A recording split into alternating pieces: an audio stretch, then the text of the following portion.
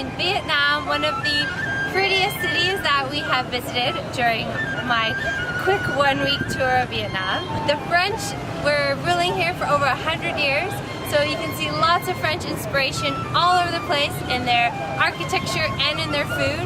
So you'll see buildings that look like they belong in Paris, and many banh mi street food vendors on the street where they have baguettes with sandwich meat mixed with spices and cucumbers and tomatoes with fish sauce on it. So it's a really interesting mix. Today we are taking a Vietnamese cooking course and we are first at the market where we're going to pick out all the ingredients we're going to use in our delicious meals that we make today. This is our guide Sun. She's a wonderful, bubbly local who teaches tourists like us to cook Vietnamese dishes. Cheers, everyone! Yay! We started our culinary adventure with some local Vietnamese coffee mixed with condensed milk. I'm not a coffee drinker, but I cannot get enough of this stuff. While we sat and drank, we decided what meals we were going to cook, and Sun wrote down our grocery list. Then it was off to the market to buy all the goodies we needed for our meal. The market was hopping, and there was so much to buy. Dried fruit, flowers, grains, produce, meats, spices, and sauces. It was an overwhelming amount of smells and activity. Not only was Sun an expert on finding all of our required ingredients, but she told us about modern Vietnamese culture and which vegetables were good for our skin. She let us smell and taste things we had never seen before, like fishy mint.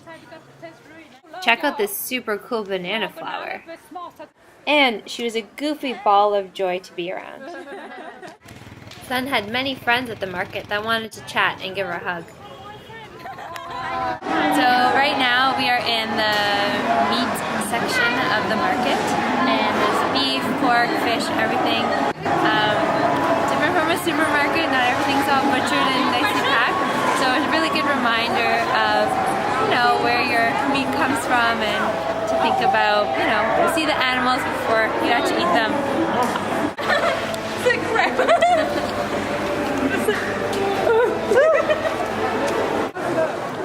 Sun also made sure we got the best cuts and freshest pieces of meat there.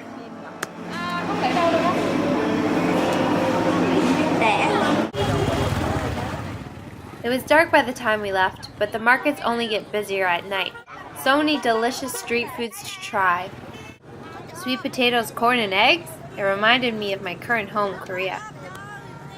Then we took a cab back to Sun's place, and it was time to start cooking. After the market, we had a quick rest before we started. On the menu, pumpkin soup, steamed and caramelized tuna fish, pho, which is beef noodle soup, and Bun Cha, which is grilled pork on noodles. The first step was to wash the pork and beef to get rid of the blood and dust. Here I am washing the meat. I guess I just like this. I don't know what to do. Just go like this. Everybody was put to work in the kitchen. We had 4 dishes to make after all. Mincing up the garlic. Smells so good. Smells so good. Everything in this kitchen smells amazing right now. Yeah. It's getting me hungry. For our pumpkin soup starter, you peel the pumpkin, scoop out the guts. Like cubes? How does it taste? Amazing. Fry the pumpkin in a pot, add some sugar and salt, add some hot water, mush it up as it gets soft, and then add some coconut powder. And voila! Pumpkin soup. Yummy! For the fish, we blended fresh coconut with hot water, poured the smoothie mix into a cloth, and squeezed out our own coconut milk. You're not very good at it. Then we fried the fish in a clay pot, added our homemade coconut milk, and then let it simmer for about an hour. Last step was to caramelize it by boiling sugar in a pan, and adding it to the fish. Okay, put inside. Put quick, it's not burning. The fish was served bubbling. The fish is delicious. Caramelized coconut steamed fish. It smells very fresh in here with lots of herbs at the moment. Fresh basil is very difficult to come by in Korea, so I'm just loving these smells right now. What do you have there? Here, fishy mint. And what do you think? Well, I'm in a shock, to be honest, because it's the first time I see it. But I don't know, I think I would prefer to avoid it. It is in fact fishy mint. The name is quite explicit. Do you have any fishy mint back in Uruguay?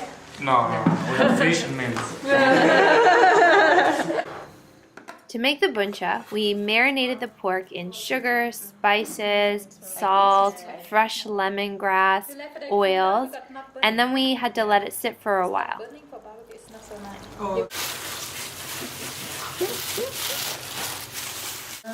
Then we put on a grill and barbecued it on a charcoal fire. Crackling. Then the grilled pork is served on noodles with bean sprouts, fresh mint, cucumber, and delicious sauce. The most important part of the beef pho was the broth. In order to make it clear, we had to boil the bones, dump it out, wash them, and boil them again.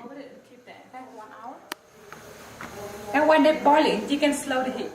As the broth boiled, we roasted a bunch of spices on a pan, put them inside of a tea ball, and dunked it in our soup to let those delicious flavors steep. We also burnt an onion, ginger, and some shallots to add to our broth. When it was time to plate the pho, we put some noodles in a bowl, added some herbs and green onions, cooked some very thinly sliced beef for less than 10 seconds in our broth, put it on top of the noodles, and filled the bowl with our clear broth. Delicious homemade beef pho. As Alec finished grilling the rest of our pork, the rest of us set our table. Are you ready? So ready. How do you feel? Timing? Bon appetit. Photo? No, it's video. And now we eat. Everything was incredible, and to be honest, we were quite quiet as we ate. Our mouths were full, and we were just enjoying every bite. What was your favorite one? Pumpkin soup. The pumpkin soup. The fish. This is a tough question. The fish was actually really good. Yeah. I'd say for me it's a tie between the pumpkin soup and the fish. I'd say the bun and the pho. The pork's really good.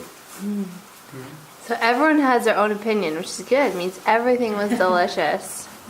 The Olympics. We started our They had no culinary understanding adventure that at there was- about There's other Olympics that 4:30 happen. this afternoon. And it's I don't think you were so we've worked really hard for this meal, and our appetites are ravenous. I feel like you have a couple people I'm that so go to excited to eat this. Everything is delicious. I know, like Jamaica has a bobsled team, Yeah. right? So there's the odd person. Hungry. How is it? The cooking lesson truly was an incredible experience. Sun was wonderful, the food was amazing, and she even made us baggies of pumpkin soup to go. It was the perfect breakfast the next day before my flight to Ho Chi Minh City.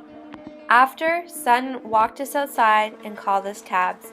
It was the perfect way to end our adventure in DaLat. Goodbye, beautiful DaLat. You will be missed.